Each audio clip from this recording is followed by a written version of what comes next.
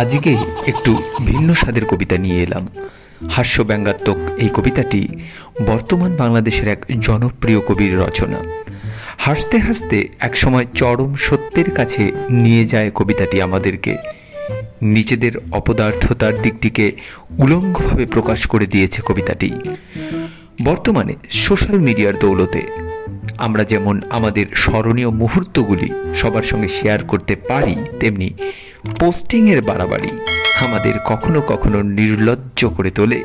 এই বিষয়টি এই কবিতায় উঠে এসেছে।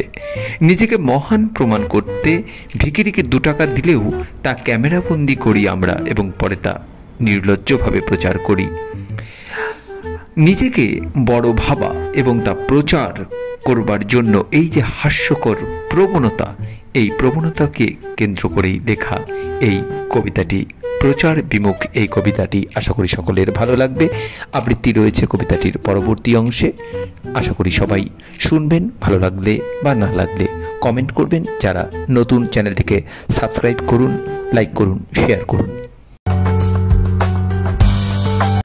আধুনিক কবিতা প্রচার বিমুখ। আমি যে প্রচার বিমুখ তা প্রচারের জন্য একদিন সংবাদ সম্মেলন করব। তখন বুঝবি শালারা প্রচার বিমুখ কাকে বলে।